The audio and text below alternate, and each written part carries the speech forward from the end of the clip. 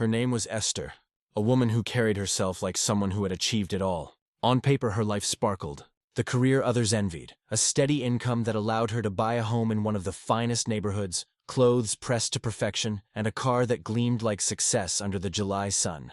To the ordinary eye, Esther was living the dream many prayed for each night. But life has a way of highlighting the one space left empty. And for Esther, that glaring absence was love. A man. Marriage. Someone to call her own. She was the woman who had conquered the workplace but could not silence the whispers at home. She had been patient for years, hoping everyone around her would finally accept that she was enough. Instead, the murmurs only grew louder. Friends teased without mercy. Family prodded her with sharp words disguised as love. Society weighed her value against the size of a ring she did not have. And under that crushing pressure, Esther made a decision she never once imagined she would face. A desperate choice. She contracted a man she hardly knew, and even offered her own money as bride price, simply to cover her ears, to muffle the mockery, to quench the questions. She thought this step would end the ache, but instead, she had only taken her first stride into a storm. What unfolded from her choice would teach her, and everyone who heard her story, a bitter but necessary truth about self-worth, about the noise of society, and the courage it takes to untangle true happiness from empty tradition. Before we dive deeper, remember, this is not just about one woman. It's about every person who has been told that their success, their life, is incomplete simply because they do not meet one expectation. Stay with me, because Esther's path will pierce the heart and leave behind a lesson you will never forget. At 32, Esther was the proud first daughter, the Ada of her family. A title that once felt like royalty had slowly become a chain locked tight around her neck. In Enugu, her role meant authority. Aunties trusted her to run errands. Uncles called her Mama Nine, half joking, half reverent, as if she carried another mother's authority. Childhood quarrels were solved with her words. Her two younger sisters, Amaka and Chidinma, looked to her for wisdom, like thirsty ground looks to rain. But that night, as kerosene lanterns sent their orange glow trembling across her mother's veranda, and shadows flickered like restless ghosts on the wall, her honored title no longer felt like a crown. It pressed heavy upon her chest. The hum of generators thrummed ceaselessly down the street, blending with the soft crackle of roasting corn from nearby vendors. The air smelled sweet, burnt, nostalgic, but none of it offered her comfort. All it did was sharpen the ache of being seen as incomplete. Her mother's voice broke sharply through the night air. "Esther, your sisters already carry children in their arms, yet you, what are you waiting for?" Gray hair? The words sliced cleanly. They weren't new. She had absorbed them 100 times before. But each repetition dug deeper, carving itself into her bones like a scar that refused to heal. Esther stiffened quietly. Inside the house, the clinking of plates sounded as her mother set dinner. Amaka's laughter trickled out like music, taunting Esther with the joy of a settled life. Chidinma, still the baby of the family, probably rocked her newborn, the very bundle of life that had transformed their mother's daily scoldings into songs of pride. Esther tugged her shawl more firmly across her shoulders, hiding the ache in her chest. She forced her lips into a polite smile as Mama emerged from the house. Her mother's wrapper, the color of ripened mango, glowed in the lantern light. Her head tie flared like a rose in full bloom, but her gaze was as sharp as broken glass, her hands planted firmly on her hips. "My daughter," Mama said, and her voice carried that familiar mix of love and accusation. "What is your plan? Do you truly intend to live in that big house of yours all alone until your own walls begin to talk back to you?" Esther wanted to scream, to rattle off her accomplishments. A senior banker with years of loyalty. A homeowner with success bought through sweat and sleepless nights. A woman who had carved her independence without leaning on anyone. But those words locked in her throat, swallowed before they reached daylight. Her mother never saw bank titles or awards. No car, however elegant, could erase her mother's disapproval. All Mama noticed was the emptiness around Esther's ring finger. From the sitting room, Amaka's husband's laughter floated outward, slow and heavy, rolling like distant thunder. Once, Esther had found such sounds comforting. Not tonight. Tonight, it burned across her chest like pepper. And then her phone vibrated. She glanced at the message. Funmi, her spirited colleague, had sent it. "Girl, when will it be our turn to buy matching aso ebi for your wedding? We are waiting." Oh. 3 laughing emojis mocked her from the small glowing screen. Esther typed lol, soon, then angrily erased it. She had nothing else to say. She stepped to the veranda's edge. Across the road, children ran free, chasing fireflies in jars. Laughter bubbled upward like bells. Innocent, untethered, they still believed in a world generous enough to grant every wish. For a fleeting second, Esther longed to share in their belief. Behind her, Mama's voice softened unexpectedly. "My daughter, let me at least dance at your wedding before these knees finally give out." Those words, wrapped with gentleness and yet dragging heavy expectations, landed like stones into Esther's heart. Later that night, her room became a mirror of her solitude. Moonlight painted fleeting shadows across the walls.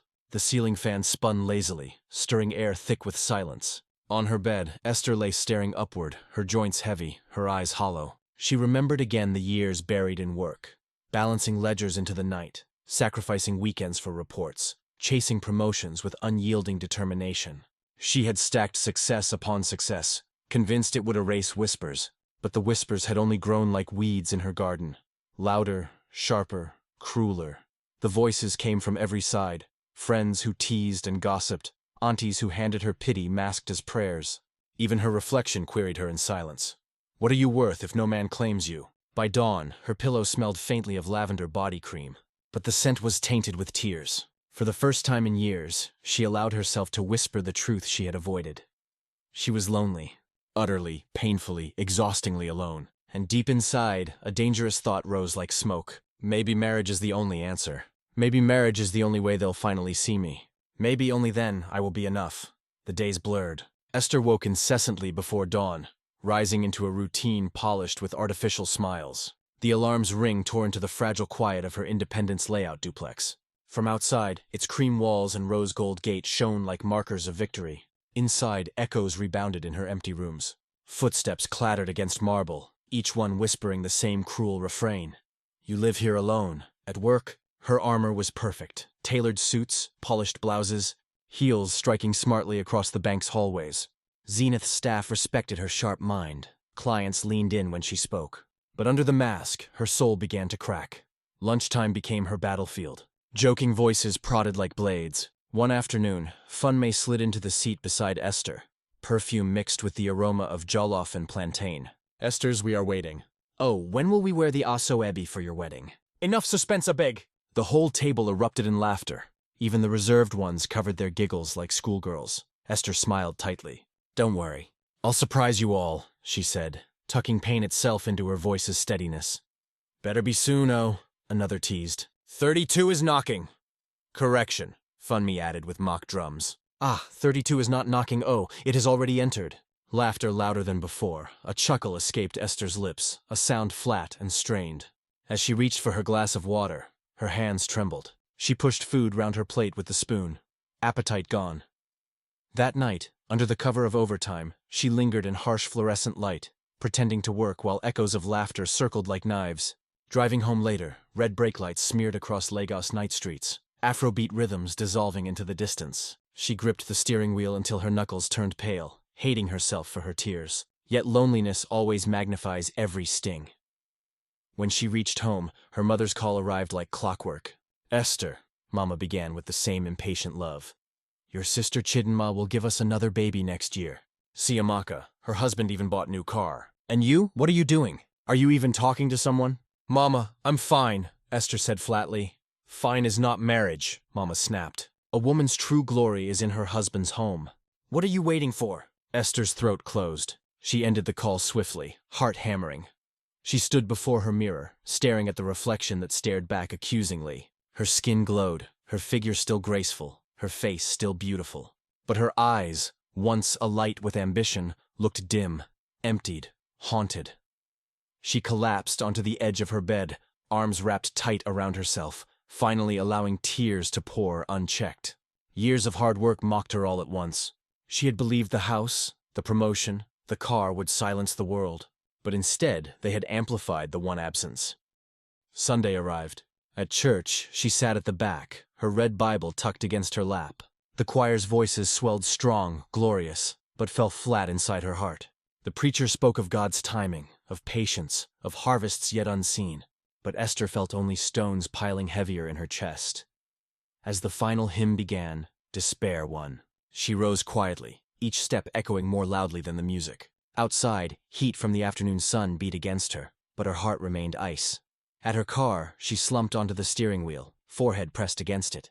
And with tears barely dry, her trembling voice broke free into the silence. Lord, why not me? What is wrong with me? There was no answer, only the distant sound of children laughing somewhere beyond the church walls. That night, lying in bed, Esther stared at the slow whirl of the ceiling fan and felt the edges of her once bright spirit begin to fray. The pressure from her mother, the teasing of her friends, the silent judgment of society. Each one was a drop of water wearing away the rock of her confidence. For the first time, a dark, dangerous thought began to form, quiet but persistent. Maybe I need to force my own miracle. Maybe waiting is no longer an option. The following Monday began like any other. Alarm at 5:30, the soft hiss of her shower, the clack of her heels against the polished marble floor. But something inside Esther had shifted. The wariness she carried was heavier than usual. Her reflection in the mirror more haunted. Her colleagues noticed the change. At lunch, when Funme teased her again about marriage, Esther did not even attempt to smile. Instead, she stirred her rice absently and changed the topic. Deep inside, a quiet storm had started to gather, and impatience she could no longer silence. That evening, when the bank's heavy glass doors closed behind her, she drove aimlessly through Enugu's winding streets. The city, alive with neon lights and the rumble of Kiki Napep engines, felt like a cruel reminder of her solitude. Couples walked hand in hand on the sidewalks. Laughter spilled from roadside bars. Every sound seemed to mock the hollow space beside her in the car. By the time she reached her duplex, a strange clarity had settled over her. She was tired. Tired of the whispers, the pitying glances, the endless cycle of prayers and blind dates that went nowhere. That night, she sat in her living room sofa, the blue light of the television flickering across her face. The program played, but she did not hear it. Her mother's voice replayed in her head. A woman's glory is in her home. Her friend's laughter echoed, sharp and unkind. The decision came like a sudden gust of wind. If the world will not give me marriage, I will take it. It was reckless. It was unthinkable. Yet the thought brought a strange, bitter relief. The next day, Esther confided in no one. She simply went through the motions at work. But her mind was elsewhere, calculating, searching. Who could she trust with such a dangerous idea? Who would even understand? That evening, as she scrolled through her contacts, her eyes rested on a name she'd not thought of in years. Chuka. Chuka had been her classmate at the University of Nigeria, in Saka. Back then, he was known for his smooth talk and his knack for making money from the most unlikely ventures, printing flyers, running errands for lecturers, even selling exam notes for a fee. He was the kind of man people called streetwise, someone who always knew how to cut corners. Esther hesitated. She had not spoken to him in nearly a decade, but something told her he would understand. With a deep breath, she dialed the number. It rang twice before a familiar baritone answered. "Hello, Chuka, it's Esther from UNN. Do you remember me?" A pause, then a surprised laugh. Esther Ada. How could I forget the girl who always topped our class? My goodness, it's been ages. To what do I owe this honor? His easy charm loosened something in her chest. And before she could overthink it, the words spilled out. I need help, she said, her voice barely above a whisper. Help? What kind? There was no elegant way to explain it. I need to get married quickly, and I'm willing to pay someone to make it happen. The line went silent. Esther could hear the faint sound of traffic at his end, the honk of a distant car. Finally, Chuka spoke, his tone careful. You mean you want someone to marry you for money? Are you serious? Yes, she said firmly, super-reading even herself. I am tired of waiting. I am tired of my mother's taunts, my friends' jokes. I want it done. I will provide the money for the bride price. You only need to, Esther, he interrupted gently. This is not a small thing. Marriage is, I know what marriage is, she snapped, then softened. I know, but I can't. I can't keep living like this. I need them to stop. I need peace. There was a long silence. When Chuka finally spoke, his voice carried a hint of hesitation. You always were determined. Let me think. Give me a day or two. Please, she whispered. Just help me.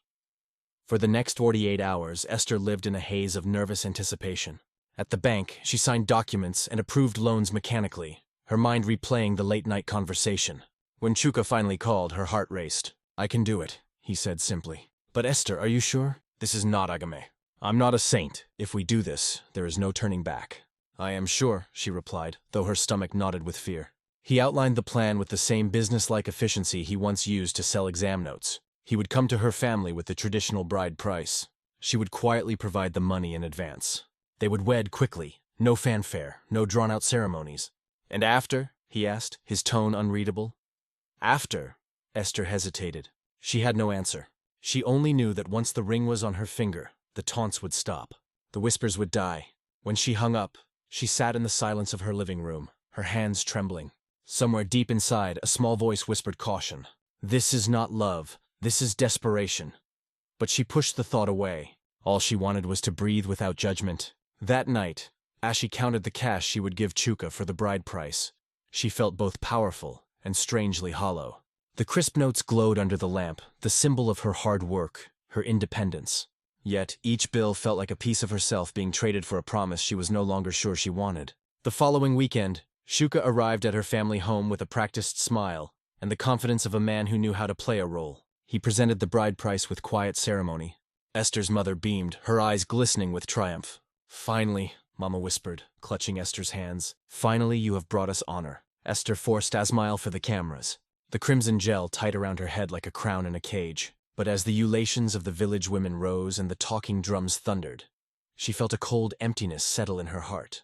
This was the wedding she had bought with her own hands. And even as the world around her danced, Esther knew she had crossed an invisible line, one from which there might be no return.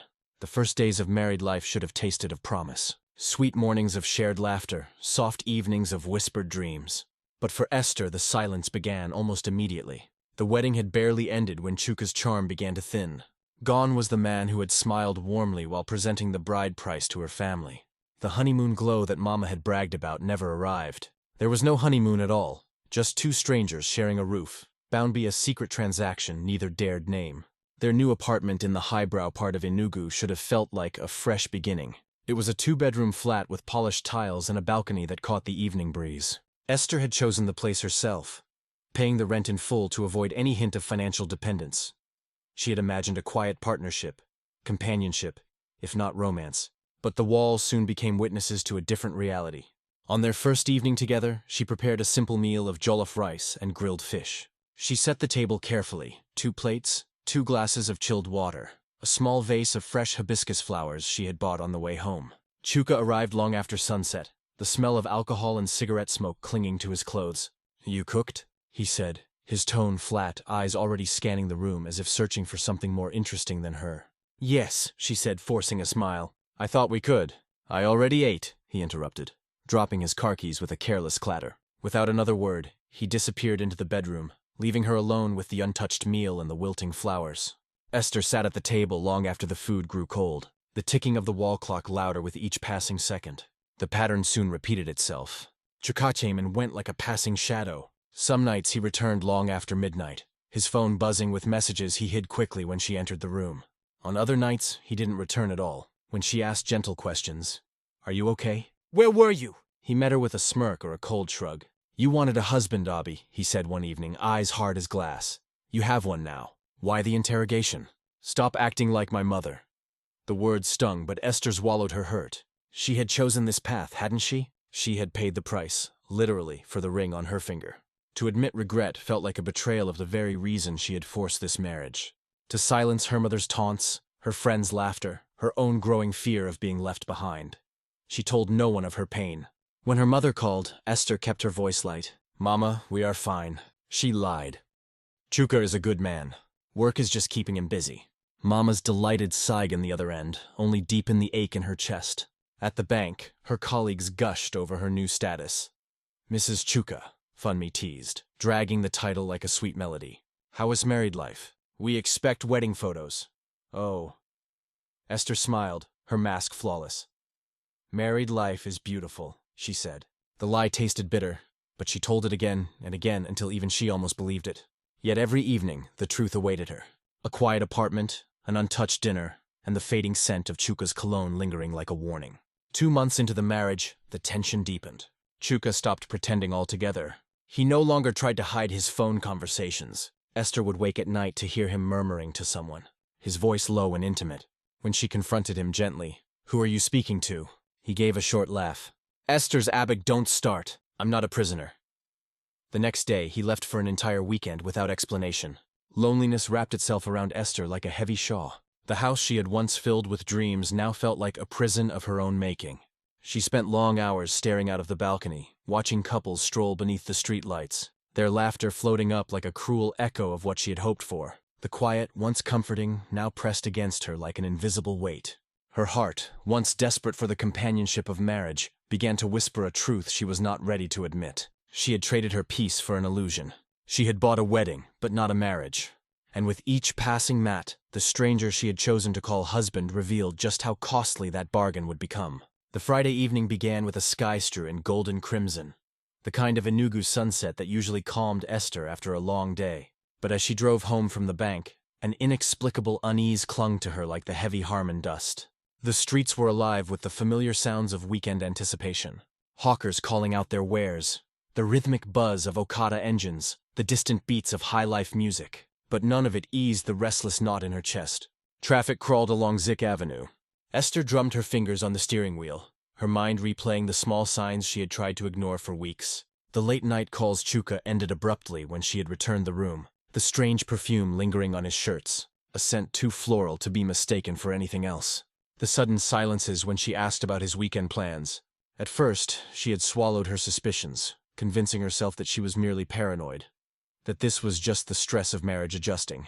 But tonight, the silence of the house loomed in her imagination like a dark question. When she finally turned into their compound, the gates creaked open slowly. Chuka's car was parked at an odd angle, as though he had driven in with careless haste. Her heart skipped. Inside, the apartment was strangely alive. The hallway light glowed faintly. Faint laughter, often unmistakably feminine, drifted from the direction of the bedroom.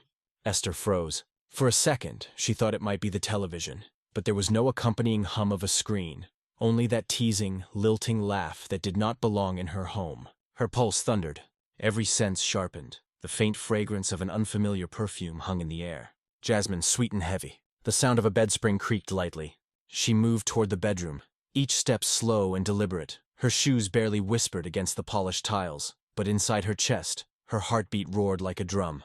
The door was slightly with ajar. Through the narrow gap, she caught a flash of movement. Chuka's broad-back shirt half-buttoned, leaning close to a woman who sat cross-legged on their bed. The woman's hair spilled like a dark waterfall across the pillow. Her lips curved in a bold, mocking smile. For a heartbeat, Esther could not breathe. The room tilted. The world shrank to the sound of their laughter, and the sight of her husband's hand resting possessively on the stranger's thigh. She pushed the door open with a sudden force. The woman gasped and scrambled back. Chuka spun around, his face draining of color. Esther's wait. "It's not what you think," he stammered, eyes wide with the panic of a child caught in a lie. Feather woman, bold a moment ago, now looked away, biting her lip to hide a smirk. Esther's voice was low, almost calm, but it trembled with an anger so deep it frightened even her. "Not what to think, Chuka. What exactly am I supposed to think?" He stepped forward, reaching for her arm. "Listen, please. This is just a friend." She flinched back, Hearies blazing. "A friend on our bed at this hour." The silence that followed was deafening. The woman gathered her bag and slipped past Esther without a word, her high heels clicking like tiny hammers against the floor tiles. The scent of her perfume lingered long after she disappeared through the front door. Esther turned back to Chuka, her breath ragged. He opened his mouth, then closed it again, words failing him. For a moment she saw not the man she had paid to marry her, but a stranger whose betrayal felt like a knife. Something inside her snapped, not in a storm of tears, but in a quiet, irrevocable break. Without another word, she turned and walked out of the bedroom. Her heels struck the floor like gunshots, each step a declaration. She entered the living room, grabbed her handbag, and stood by the door. "Esther, wait," Chuka pleaded, his voice cracking. "It was a mistake. Please don't." She spun around, her eyes cold and clear. "A mistake? No, Chuka, this is exactly what we built. Ailey, a transaction, and I will not live inside a lie." For a long second, neither of them moved. The only sound was the steady tick of the wall clock, marking the end of something that had never truly begun. Esther stepped out into the night, the warm breeze of Enugu brushing against her face like a final benediction. She did not cry. She did not shout. She simply walked to her car, her heart pounding with a clarity she had not felt in months. As she drove away, the city lights blurred through the windshield. The hurt was sharp, yes, but beneath it pulled something stronger. Relief. The illusion of marriage had crumbled, and with its ruins came a single powerful truth. She would never again trade her peace for the empty approval of others. The night after the betrayal stretched on without mercy. Esther lay awake in her old childhood bedroom at her mother's house, staring at the faint cracks that spiderwebbed across the familiar ceiling. The walls that had once whispered comfort now echoed only the noise of her thoughts. Memories of the evening replayed with cruel precision. Chuka's startled face, the mocking scent of the other woman's perfume, the quick click of high heels leaving her home.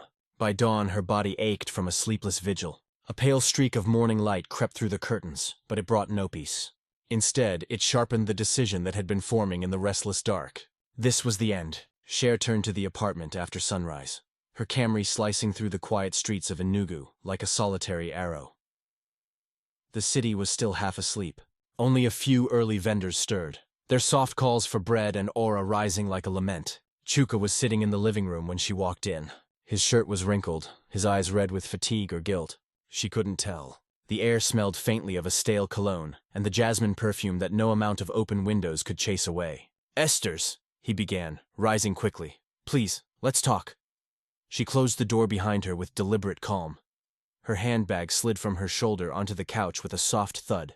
"There is nothing to talk about," she said, her voice level, almost frightening in its steadiness. He flinched at her tone. It was a mistake. "Stop." She raised a hand and he fell silent. "Do not insult me with excuses. We both know what this marriage is. It was never built on love, only on my desperation and your convenience." Her words hung in the air, heavy and unanswerable. Chuka's face tightened. "So what now? You want to throw everything away because of one night?" "One night?" Her laugh was dry, brittle. "This has been building 4 months. Your late-night calls, your disappearances, the way you look at me as if I am a stranger in my own house." He stepped closer, reaching out, but she moved back. "Esther, people will talk. Your mother. Let them talk," she cut in, her eyes bright with a fierce clarity. "For too long I have lived for their talk, for the whispers, for the gossip, for the approval of those who will never live my life. I am done." For the first time since she had met him again, Chuka looked truly lost. He opened his mouth, then shut it, words dying on his tongue. Without another word, Esther went to the bedroom. She pulled an overnight bag from the wardrobe and began to pack. Each folded blouse, each neatly placed pair of shoes felt like a piece of her old self being reclaimed. Her movements were calm, almost ceremonial. The quiet rustle of fabric sounded like freedom. Chuka lingered in the doorway, leaning heavily against the frame. "Esther, you can't just leave." "I can," she replied without looking up. "And I will." Her voice, steady and unshaken, was the sound of a door closing. Not just the door of the apartment, but of the mistake she had once called marriage. That afternoon, she stood before a weary clerk in the Enugu High Court. The smell of old paper and fading ink filled the air. Outside, the sun blazed, unbothered by human sorrow. "I want to file for divorce," she said. The clerk barely looked up, his hands moving with the practiced boredom of someone who had heard every kind of heartbreak. He stamped the forms with a dull final thud. The sound echoed through Esther like a bell of release. When she stepped back into the street, a breeze lifted the hem of her skirt, and the dust swirled gently around her shoes. For the first time in many months, her chest felt light. The heavy yoke of fear of loneliness, of gossip, of being the last unmarried daughter, slipped away like an old skin. She thought of the quiet nights spent yearning for a ring, of the laughter of her colleagues, of her mother's sharp words. All of it seemed distant now, like a play whose final act had ended. Esther drew a long breath.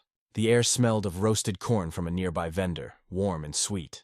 She had once believed marriage was the measure of a woman. Now she knew better. Peace was the true prize, and she had just reclaimed it.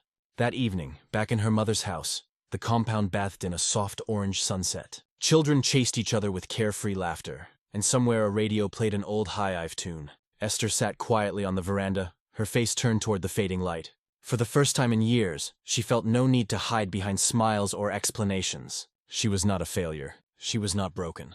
She was free. The weeks that followed the divorce were a strange mixture of ache and awakening. At first, Esther moved through the days as though she were made of glass. Every sound seemed sharper. The distant cry of hawkers selling roasted plantain in the evening, the slow hum of Enugu's morning traffic, even the rustle of dry leaves outside her mother's veranda.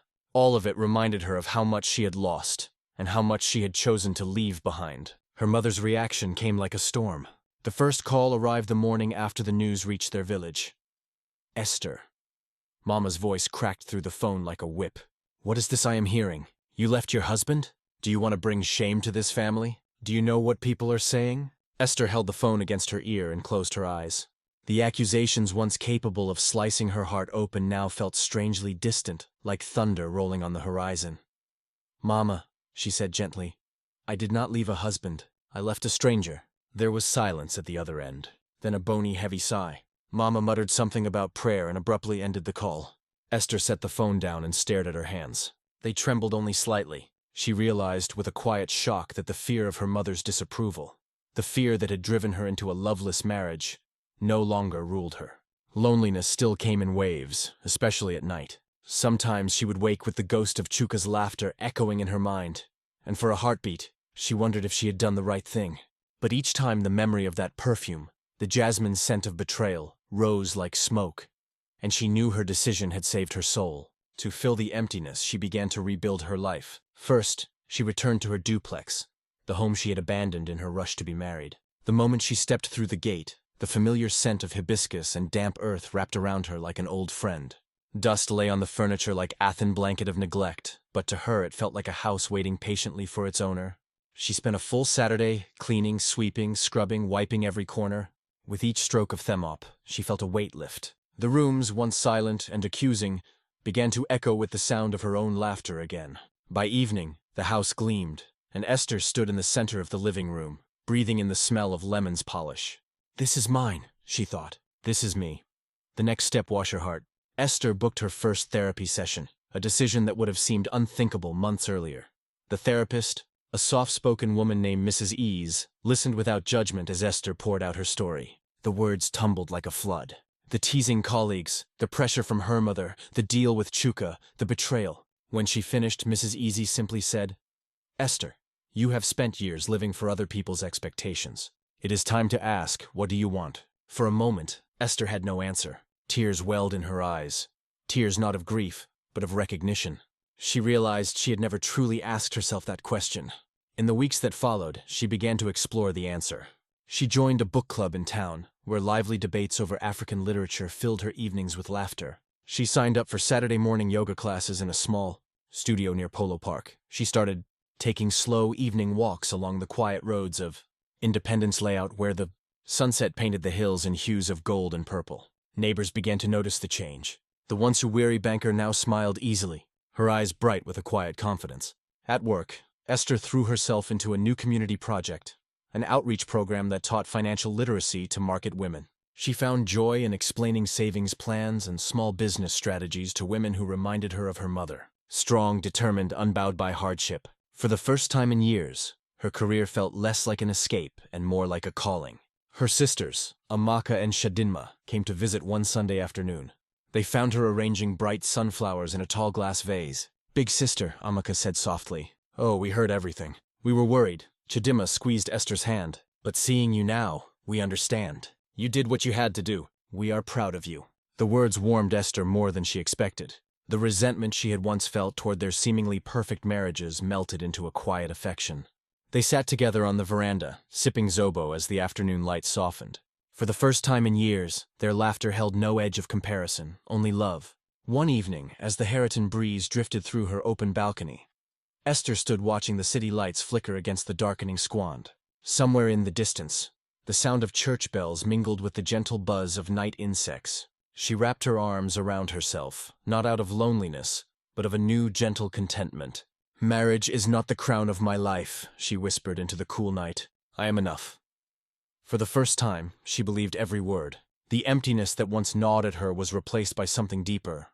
A peace that no ring, no approval, no whispered gossip could ever give. Esther had not only left a marriage, she had found herself. And in the quiet strength of her own heart, she discovered the beginning of a love story. One written first and foremost with herself.